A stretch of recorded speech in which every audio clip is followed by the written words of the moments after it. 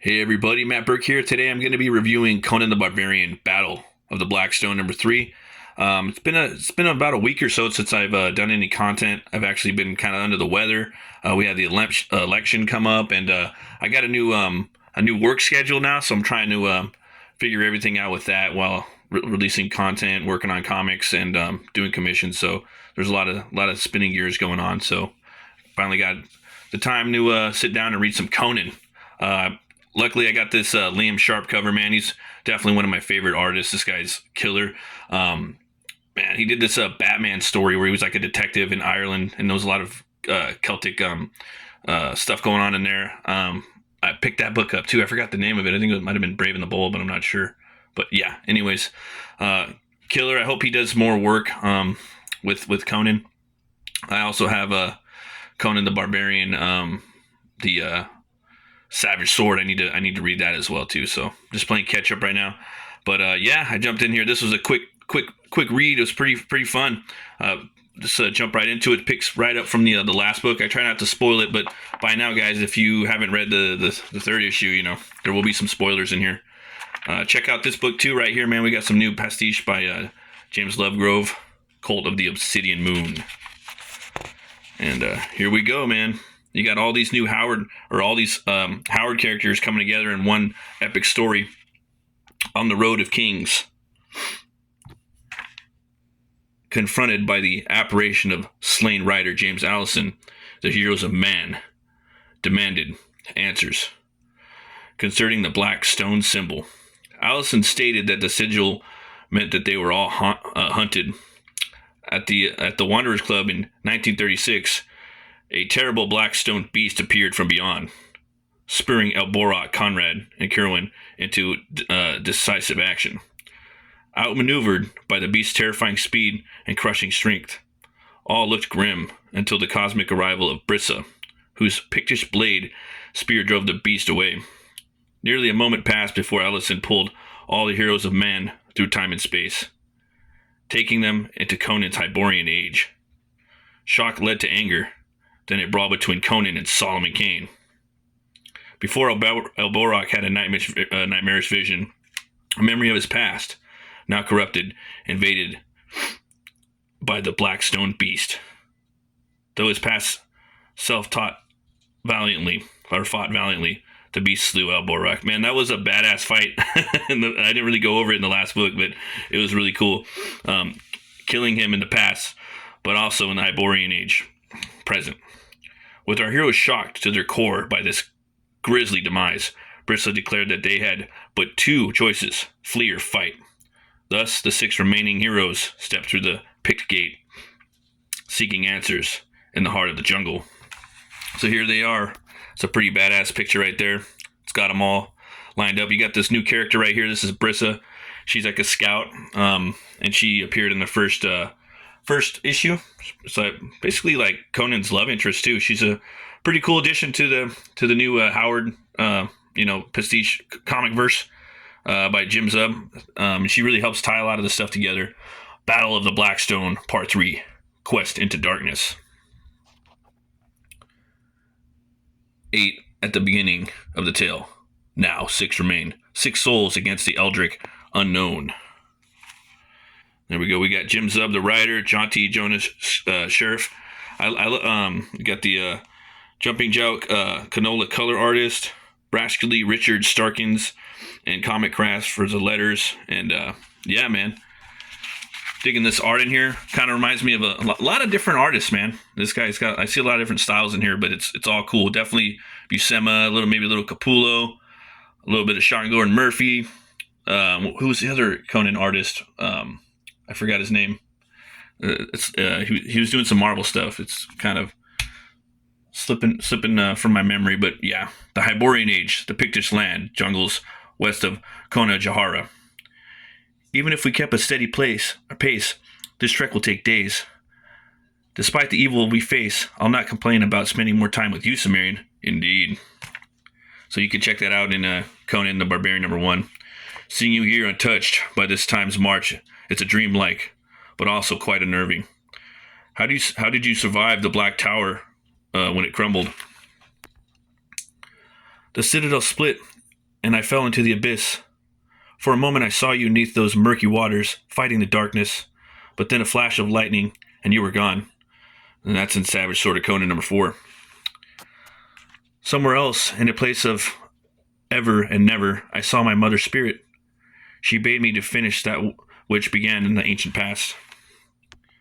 The Blackstone beast that stalks us across time is terrifying, but if we find the source of corruption and destroy it, we can destroy the beast as well.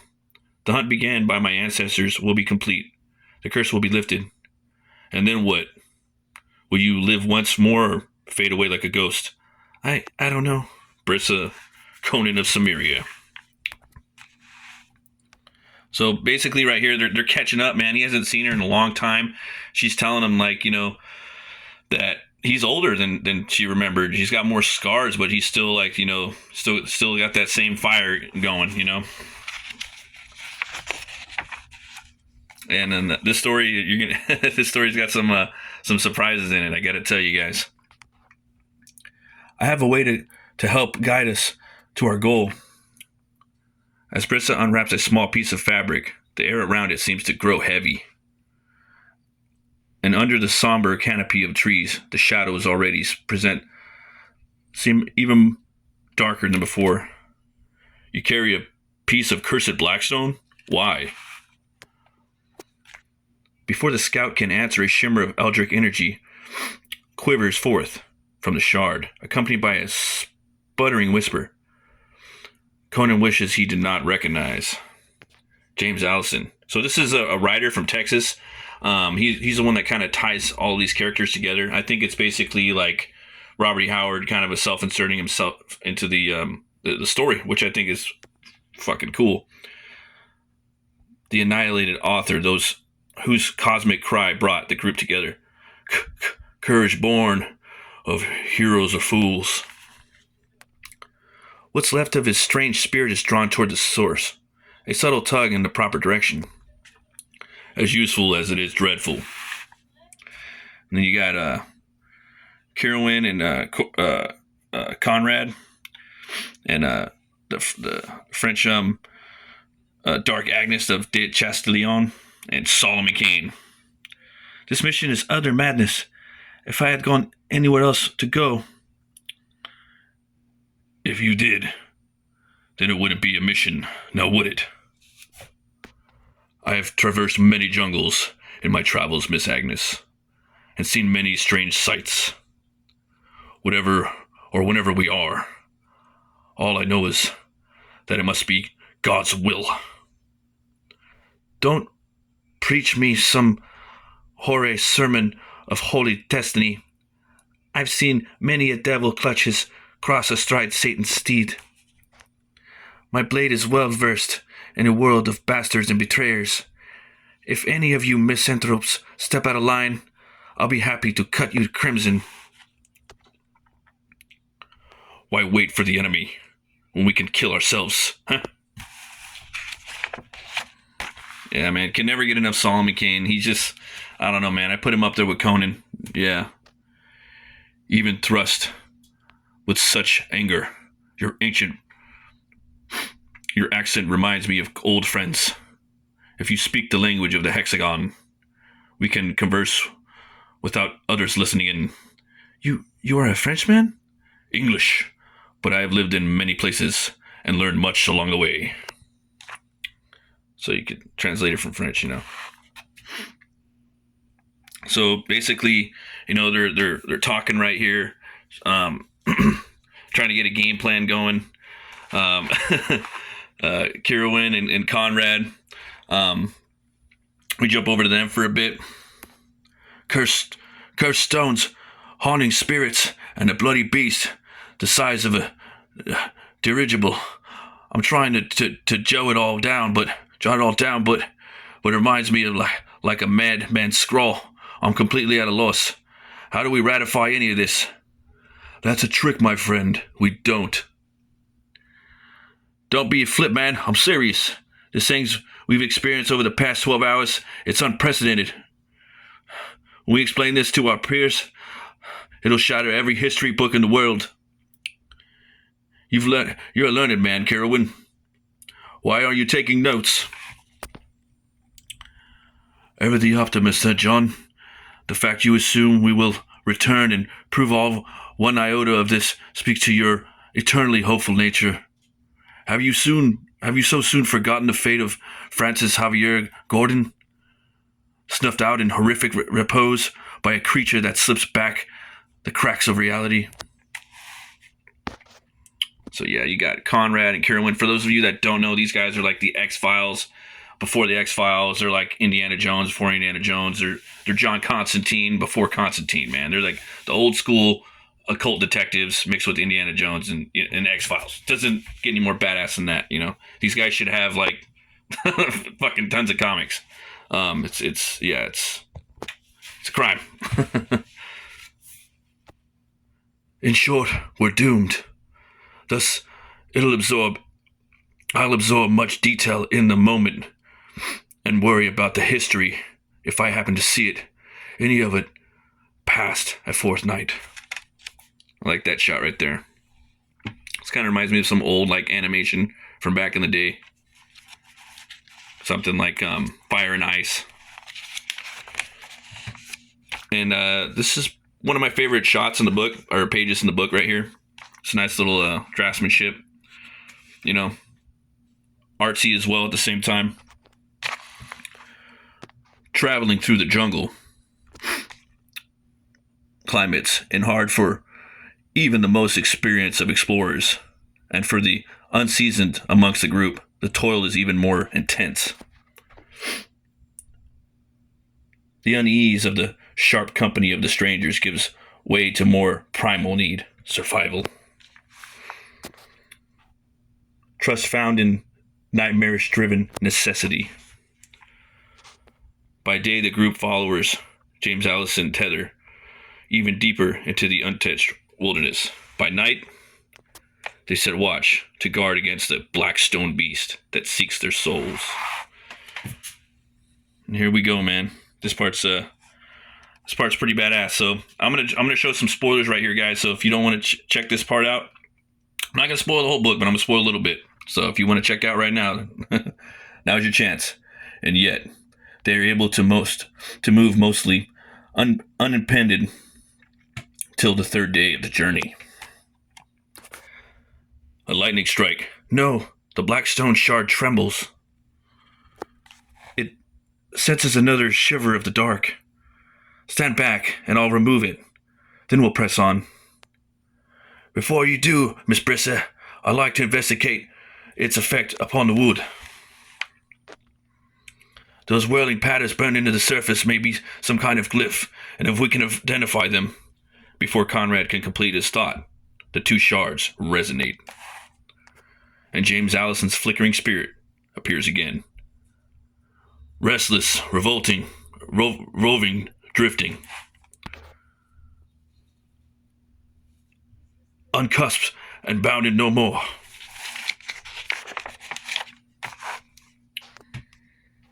John Conrad is a scholar of the supernatural. He has seen dark men complete many a dark deed. All these years searching, but it was always here. And so when the conscious part of his mind blasted back by the stone, the sign of the Blackstone. Oh snap! The bloody response with ritualistic need. What the devil? Yeah. Look at that. Oh man, he just impales his hand right on that spike. As his thoughts retreat to somewhere else. Buried alive. Essex County, Massachusetts, 1934. The Gremlin Estate. If we stay here, we'll be burned alive. That's it. Put your back into it, man. Scorching heat, choking ash. Go, bloody hell. John Conrad remembers his stifled breath and his stinging shoulder. But now there is something new as well. A sinister sentry in the searing smoke. A behemoth beast on the hunt. Oh snap, look at that. I like the design of this character. Reminds me also something like James Herron would have come up with. The long arms and shit. It's pretty cool. John, stay with us a while. I'll figure a way out. Break the spell. Soul and body, sorry, and soul and body. Can't be solved. Can't be fixed. We're all food for the beast from beyond. The a cleansing ritual. We need some salt. Step back, man. He's already retreated into the past. It's too late. Oh, damn. Oh, damn. I'll cut his damn arm. I'll cut his damn arm off and set him free. No. I just need a moment to think. Across time. This was the night of payment. Fate's die is a cast. Oh, snap. Is he going to take it? Is Conan going to take the arm, dude, of Conrad? Look. And history rewritten. The Fiend has claimed his own. Please, no. Uh-oh. A new page in history. A new page in an old history story. An old story. Oh, man, look at that. So what happened in the past just happened in the future, man. He just took him out. The eldritch beast from beyond just smashed him in. Smashed his face. Oh, my gosh. Was not expecting that. A tragedy etched across eons. I like this right here. And now, 3 are only. And now, there are only 5. So I'll leave it at there, guys. Definitely going to have to pick this book up. I give it 2 horns way up. We got a little bit of stuff in the back, too. From, let's see here. More stuff in the back. Got the Liam Sharp right there. Black and white. Love it. Colors did a great job on this, too. Some other covers. Cool stuff. Got a little bit about Conrad and Carolyn right here. Explorers of eldritch horrors and delvers into the dark arcs by Jeff Shanks. I could tell you things that would shatter your paltry brain. I could breathe into your ear names that would wither you like a burnt weed. What do you know of Yog Sothoth?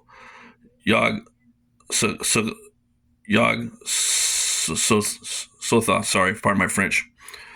Of Cthulhu's and the sunken cities. None of these names even included in your mythologies.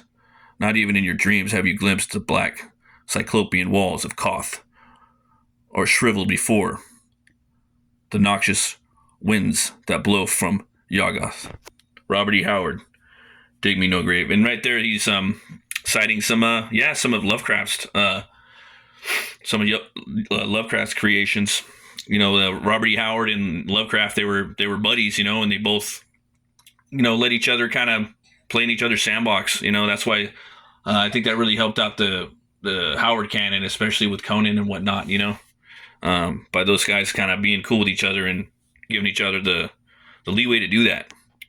For those used to Howard's sword and sorcery characters, occult investigators, Professor John Conrad and John Kirwan may be a bit of a departure, but they represent a fascinating attempt by Howard to explore the type of cosmic horror that his colleague H.P. Lovecraft was becoming popular for, while at the same time incorporating his own lore for history, archaeology, and lost civilizations. The occult detective genre has its roots in early 19th century sensationalist fiction and typically features a protagonist that investigates supernatural or perceived supernatural menaces. Edgar Allan Poe's Augustine Dupin in Murders in the Rue Morgue would be an early example. Yeah, and that's who did that song? Was it I think Iron Maiden did Murders in the Rue Morgue. I know In Flames covered that. That's a fucking badass metal song. Check out Murders in the Rue Morgue by In Flames. Their cover is awesome. Should be on YouTube. As well as would Sherlock Holmes and the Hound of the Baskervilles. And that, check out the movie with Peter Cushing. It should be on Tubi, Hound of the Baskervilles. Hammer Time. If you guys don't know about Hammer movies, stop sleeping on it. Go check out Hammer. In the early 20th century, Algernon Blackwood's Doctor Silence and William Hope Hodgson's Karnacki, the Ghost Finder, made their debut. And at the height of Howard's career, Weird Tales was practically overwhelmed with the stories of cult detectives Jules de Grandian by the prolific Seabury Quinn. For modern audiences, occult detective fiction is perhaps best represented by John Constantine or the television series The X-Files and Supernatural. Even Scooby-Doo and Buffy the Vampire Slayer will be considered more light-hearted entries into the genre. Howard was certainly drawing on some of those earlier examples with occult detective or occult investigators, Conrad and Kerwin, but his primary source of inspiration was Lovecraft, whose inquisitive protagonists often had their sanity shattered by delving too deeply into eldritch mysteries of cosmic horror. Not long after the two authors began their famous correspondence in 1930, Howard decided to try his hand at writing such tales. Conrad and Kerwin first appeared together in the story Children of the Night, alongside several other recurring scholars of history and the occult, such as Professor Clements and the Texan John O'Donnell. Although the story is primarily a reincarnation tale with a sword and sorcery plot, we are introduced to our two main heroes in Conrad's study discussing lost races, ancient cults, and Howard's fictional grimoire.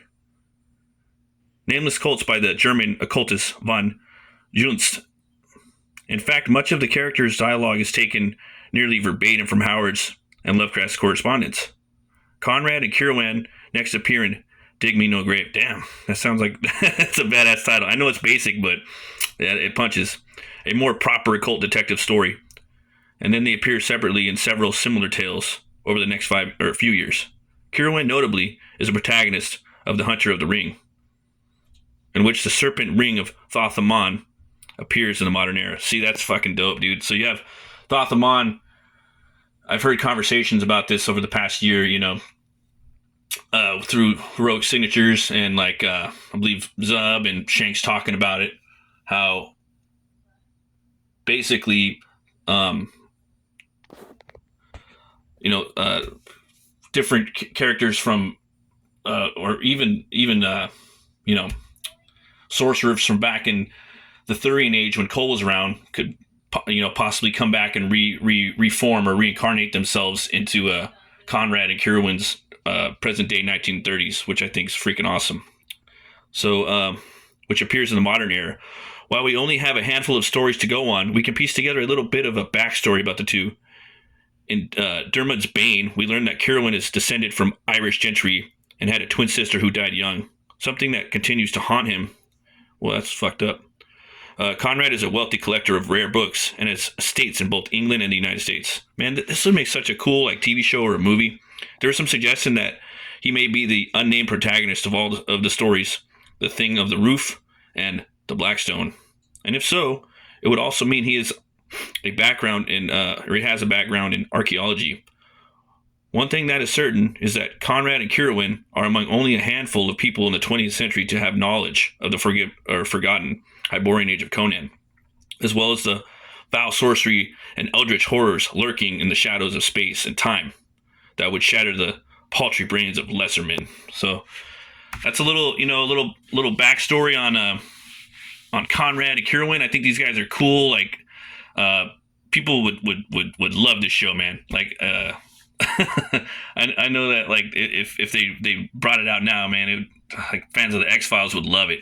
In Constantine and I don't know, man, Indiana Jones. They tried to put it in the 1930s. I know I would love it. But you get the chainmail right here. These are really fun to read, dive into. And this next issue of number 4 looks awesome. I'm not sure who's doing the art on there, but that looks dope. Digging it. But yeah, like I said, guys, go check it out. Thanks for watching. You guys have a great weekend. Looks like November's starting off pretty strong. We're gonna have a great year, or what's left of it. And thanks for watching, guys. Always remember to be bold, be brave, and roll the bones to know your role. I'll see you guys next time. Stay metal.